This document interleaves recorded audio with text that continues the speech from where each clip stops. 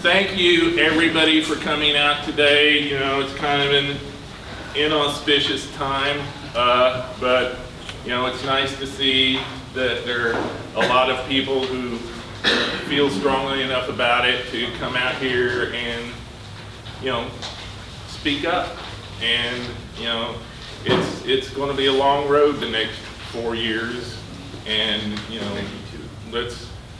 and two until we can, you know, get rid of Lamar Smith and all those lovely people.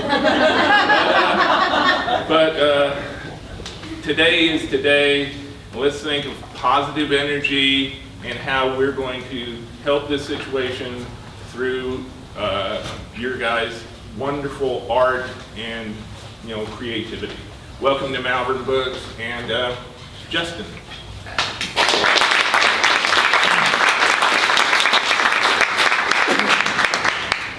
So a long time ago, a guy wrote a poem, and even if you never read it, you probably know the story of Beowulf. The king of Danes apparently had like a party pad, and his dudes were getting killed every night up in there.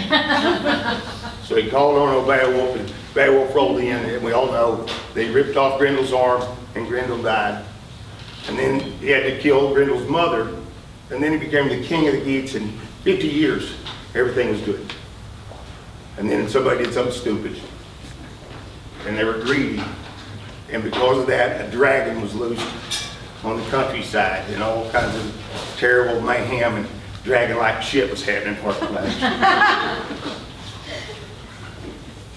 And so, you know, Beowulf suited up, because he was the hero, right? And he went out to kill the dragon, but the dragon killed Beowulf. And there was another guy there that actually killed the dragon. And the people, they were watching it, and they said, "Who is that dude that killed the dragon?" And even the people that knew who he was didn't know his name. They didn't know it was Wiglaf. They said, "That's Wexton's son." Because a guy that wasn't necessarily a hero had done some heroic stuff. And I really believe that poetry is about that, and I believe that that's what we're here for today. And I'm glad to see all of you. I'm a little nervous because I'm not drunk and I'm unaccustomed to that. You can help that. I've never been a hero. I was a heroin addict and crack cocaine addict for 30 years. I spent the last 5 or 6 years of my active addiction homeless. But I never was a bully, and I never stood for bullying. And I think today we can all be Wexton's sons. And all across this country today, thanks to Alan Kaufman and the 100,000 Poets guy, I forget his name every time, we're all gathering to be Wexton's sons today, and daughters. I did not write a poem for Mr. Trump, because like my friend Richard said, he deserved one. But I thought this might apply. It's called "I'd Never."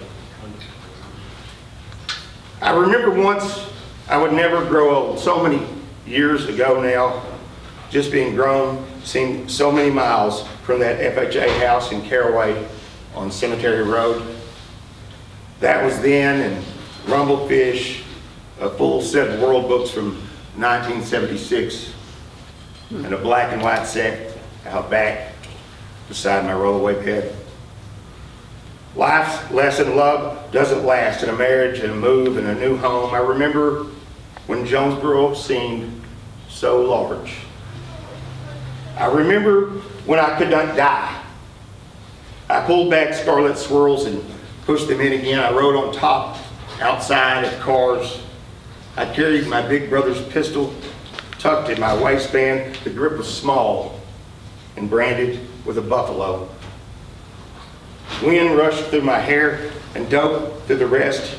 At some point then, feeling alone, I remember finding a wife, building a home. I remember when my daughters still spoke to me.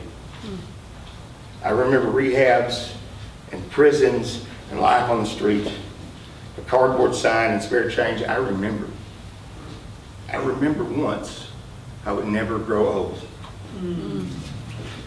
Today we're going to do this quick because we have so many features. I'm gonna do the intros. The next guy comes up, I'm just gonna call out that poet's name. Next, we have Joe Brundage.